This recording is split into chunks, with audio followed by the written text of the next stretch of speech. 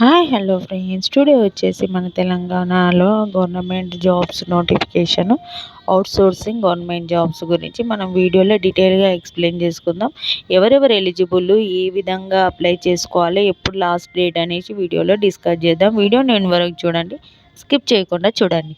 తెలంగాణలో 10th అర్హతతో outsourcing ఉద్యోగాలు, తెలంగాణలో 10th అవుట్సోర్సింగ్ ఉద్యోగాలు ఏ విధంగానో చూద్దాం అనేసి.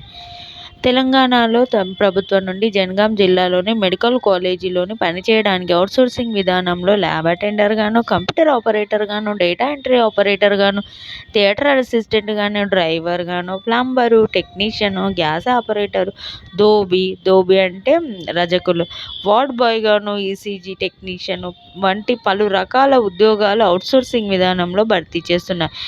10th, ఇంటర్, డిగ్రీ అర్హత కలిగిన తెలంగాణలో అన్ని జిల్లాల వారు దరఖాస్తు చేసుకోగలరు. 18 నుంచి 46 సంవత్సరాల వయసు కలిగి ఉండాలి. నోటిఫికేషన్ వివరాలు మనము డీటెయిల్గా తెలుసుకుందాము.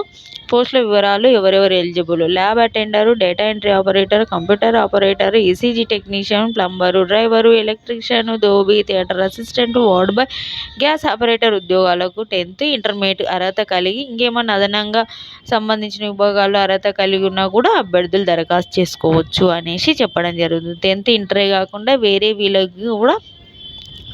వేరే వాటిలో కూడా వీళ్ళకి ఎక్స్పీరియన్స్ ఉంటుంది కదా, ఆ ఎక్స్పీరియన్స్ సర్టిఫికేట్ పెట్టుకొని కూడా వీళ్ళు అప్లై చేసుకోవచ్చు. ఎంత వయసు ఉండాలి? 18 నుంచి 46 సంవత్సరాల వయసు ఉండాలి. అప్లికేషన్ పెట్టుకోవాలి. ఎస్సీ ఎస్టీ వాళ్ళకి 5 సంవత్సరాలు, ఓబీసీ వాళ్ళకు 3 సంవత్సరాల వయోపరిధి సడలిస్తారు. శాలరీ 22,750 శాలరీ అనేది. ఉద్యోగాలు ఇతర అలవెన్సెస్ ఏమీ ఉండవు, ఎందుకంటే అవుట్సోర్సింగ్ కాబట్టి అదర్ అలవెన్సెస్ అనేవి ఏమి ఉండవు. ఏజ్ మాత్రం 18 to 46, అది వాళ్ళకు 5 years, వీళ్ళకి 3 years. ఎంపిక విధానం: జిల్లా సెలక్షన్ కమిటీ ద్వారా ఎంపిక చేస్తారు. ఎటువంటి రాత పరీక్ష, ఇంటర్వ్యూ ఉండదు. జిల్లా కలెక్టర్ అధ్యక్షులుగా డాక్యుమెంట్ వెరిఫికేషన్ చేసి మెరిట్ మార్కుల ఆధారంగా సెలెక్ట్ చేస్తారు. దరఖాస్తుల వివరాలు: 14th సెప్టెంబర్ నుంచి 21 సెప్టెంబర్ మధ్యన దరఖాస్తు చేసుకోవాలి. ఆఖరి తేదీ తర్వాత వచ్చిన అప్లికేషన్ తిరస్కరించబడతాయి. 21st లాస్ట్ అండి. 21st తర్వాత వస్తే వాళ్ళు అప్లికేషన్స్ తీసుకోరు. ఆల్రెడీ అప్లికేషన్ స్టార్ట్ అయింది.